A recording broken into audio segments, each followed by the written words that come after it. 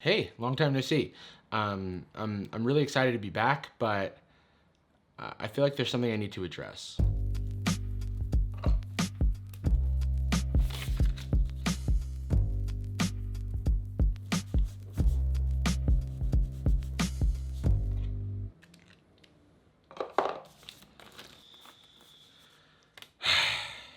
Much better. Also, I quit my job. All right, so this video is gonna be a little bit different, or it's gonna be what you've been expecting the whole time. I don't know, I'm not a mind reader. Anyway, the title isn't clickbait. I really did quit my job. For those who had no idea, I spent the last 6 or so years as a software engineer and then an engineering manager in the tech industry in San Francisco. And I've worked at a couple of companies, but for the past 2.5 years, I've been working at this like little startup that then became a bigger startup called Patreon. It's basically a membership platform that makes it really easy for creators to get paid. Thanks, Jack. This past Friday was actually my last day at Patreon. All right, I'm unemployed. And I left to do this, have my videos demonetized for a living. I originally planned to have this video be this like big production with a bunch of fancy editing tricks and stuff, but I didn't feel like it, so I didn't. I've also already made a couple of involved videos about leaving engineering and becoming a manager and joining Patreon. I'll leave those videos in the cards here and like the description down here. As for my decision to leave the industry as a whole, it's weird because for me, it always felt like super scary and risky, but all of my friends and basically everybody I know has been super supportive ever since I posted my first video. So what's my problem? Making things for a living has basically been a dream of mine ever since I was a kid. So what's the holdup? Like, why was it so hard for me to take that leap? Especially considering it had become financially possible to do so, like with the growth of the channel, and the fact that I've spent the last year burning myself out trying to do 2 jobs. Well, the short answer is that I'm a little baby and I'm scared. This is my mom. She wasn't my birth mom, but she raised me from birth, Her name was Sharon, and she was like my biggest fan. Even back before I'd really done anything, she made me feel like I could do anything in the world. Like moms. And like she was my everything. She was so supportive of me in everything that I did. Like one of my first big interests was drawing. I used to sit for hours when I was a kid and draw like my favorite cartoon characters. Still got it. Still can draw a little Goku. She would always, put my drawings on the fridge or into a photo album or something. And that was really encouraging. That was my first introduction to doing like anything creative. I also had a typewriter that I got from a thrift store, and I would use it to type up scripts of like fake Dragon Ball inspired stories, essentially fan fiction, and act them out with my friends on the street. Now that I said that out loud, I think I was LARPing. But yeah, that's basically the reason I still rep Dragon Ball to this day. It's like, I feel like in this frame alone, there's a bunch of Gokus. She'd also take me to like Yu-Gi-Oh tournaments across town, where as a 10-year-old I would consistently get trashed by college students, but she still took me every weekend. She can even drive me herself because she had cerebral palsy. She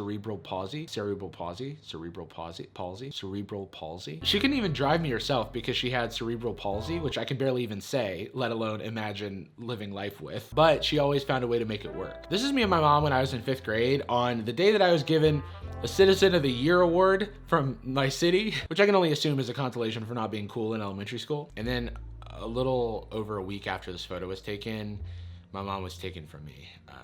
She passed away due to complications from a stroke.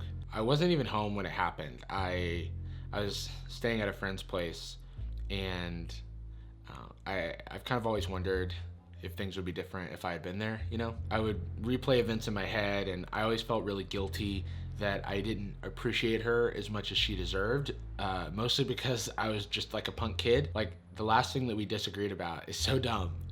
She would ask me to clean my room, which is a reasonable thing, and I would always just be like, in a minute, because I was a chronic procrastinator, and I guess I also had undiagnosed ADHD at the time, but she loved me all the same. This loss like really stayed with me. I essentially developed a fear that like in an instant my whole world could come crumbling down, and losing the person that I was closest to, I felt really alone. And I also think it made me really averse to risk because I wanted to make decisions that reduced the chances that I would experience that kind of loss again. That was when I was 12, and the next 6 years were some of the darkest in my life. But I left my hometown when I was 18 to go to Georgia Tech, and I basically never looked back. For college, I actually got a scholarship to help me afford out-of-state tuition because I didn't have any money, and my family couldn't really help me out financially. But I still graduated with about $40,000 in student loan debt, which it probably could have been less if I knew anything about managing money, but I was 18 and there wasn't anybody telling me how to do things. College was a really amazing experience though, because it helped me learn to be on my own and how to make sense of myself in the world. So big ups to the College of Computing at Georgia Tech for giving me a community and helping me feel less alone. It was also super difficult because I was really afraid of being stuck with debt and not being able to get a job out of college. So I took my full CS curriculum, the core curriculum for my computer science degree in like the first 2 years of college. I don't recommend it, but I ended up getting an internship at Google, which granted me the privilege of,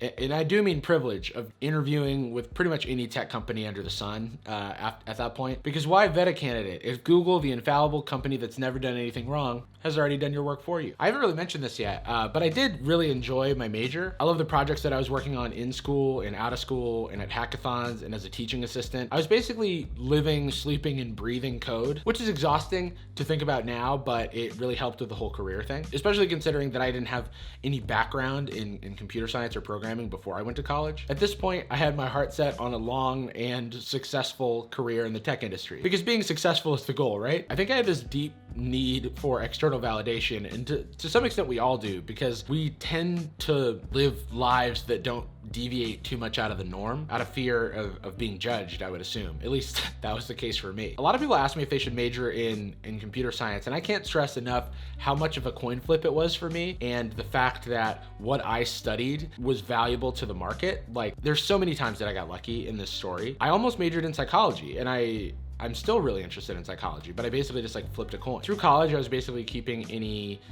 creative aspirations to myself. In high school, I had like a podcast and a YouTube channel. Hello all, and welcome to the very first and pilot episode of The Random Podcast with me, your host, Jarvis the Amazing. And I made shirts and made forum signatures and did all this like creative stuff, but in college, I think that stuff fell to the wayside, partly because I didn't have time, partly because of the fear of public failure that I talked about in my first video, and partly because software engineering is, I think, a creative expression, and I was able to funnel my creativity through building like apps and systems. But eventually, a few years after I was already in the industry, and thanks in large part to a breakup, I started doing improv comedy, which took me back to my glory days of LARPing in the street. And after some very aggressive budgeting, I paid off my student loans and was comfortable joining a riskier company like Patreon, which was a startup with like 40, 50 people at the time, which is very different than the thousands I was used to at these larger public companies. But it was so rewarding to work on things that Keena Granis and Hank and John Green and Jake and Amir were using, which is all well and good, but it was actually the people that I met while I worked at Patreon that I think gave me the creative confidence necessary to make such a big leap. People like Jordan and Mayuko. Every day is a good day for pants. Every day is a good day for peace. And Jack, who I'll always be grateful for sitting down and talking to me about like YouTube strategy and the creative, worries that I was going through when I had 2,000 subscribers on YouTube and I thought it was all over for me. These people were thinking about creative businesses and the people that run them 24/7, but a bunch of them were like really accomplished artists in their own right. And them accepting me made me feel, I guess, a little more confident in my own creative output. Like, I never sang in front of people, but there I was like at Patreon jam sessions on Fridays trying to hang, or even like performing at our holiday party. There would have been nothing left to do but someone left to do. He would have been regardless of how you feel about Patreon as a company, and a lot has changed in the past few years, I owe a lot to the people that I met there. You know, going back to YouTube, despite the channel's growth over the last year, which I never would have expected, like seriously, I said to myself, if I get 10,000 YouTube subscribers, I'm done. I did it. I was still really hesitant to do it full time. Like, I have a pretty intimate understanding of various creative businesses, and they're hard. And around the same time that stuff started really blowing up with the channel, stuff started blowing up at work in the bad way, and the workload of doing both became really unsustainable. I wasn't doing anything but working, and I missed weddings and forgot about birthdays. And I spent Thanksgiving, Christmas, and New Year's by myself. It's fine, I promise. And my mental and physical health were deteriorating, all in service of like keeping the ship afloat. So many of these videos over the past few months were recorded at like 3 a.m. because that was the only time that I could get it done. And I basically reached a breaking point at the end of last year where I had a decision to make. Do I take a leap of faith and do this YouTube thing full time, or do I keep going on this engineering career, which I mean, by all accounts is going great, and it's much safer as well. It was like a head versus heart decision, but I guess I had built up enough creative confidence and just confidence in myself in general to take a calculated risk. So I put in my notice in November, but I stayed on until last week to wrap up some projects, and I was basically still coding up until they took my laptop away at 5 p.m. on Friday. And here I am on the other side of that decision, living this cartoon of an existence. So to complete the poem of my life, I made a Patreon at patreon.com/Jarvis. Don't expect anything fancy, but it's there if you want to help an unemployed boy trying his best. Speaking of trying my best, I've got all kinds of merch, including some that I don't make any money on. So if you can't afford the other stuff, or you just don't want any money to go to me, that's an option. I don't mind either way. In all honesty, despite a lot of thinking about this, I'm still very nervous, and I have no idea how it's gonna go. I just wanna make sure that I can do this sustainably for as long as possible. So please don't get mad at me if I put a mid-roll ad in some of those 20-minute videos, or do more sponsorships.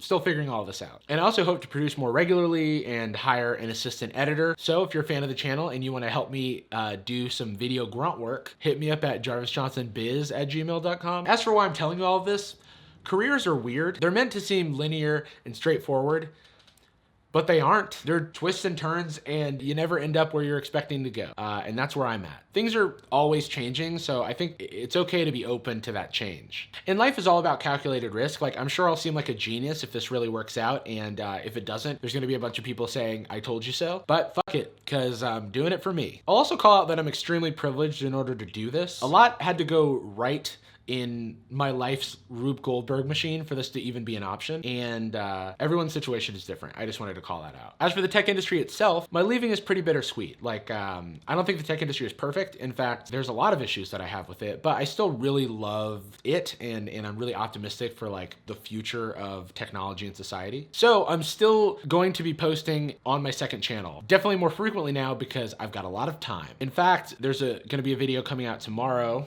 with more of a behind the scenes look at my last day, which might look a little familiar for people who are old school fans of the channel. On this channel, I have seen that tweet from Sunny D, and I am planning to talk about brand Twitter again next week. So thanks everybody. Thanks for sticking with me through all of this. I'm really excited to see where things go. And to my mom,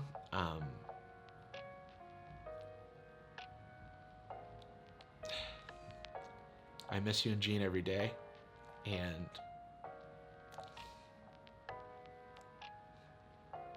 look,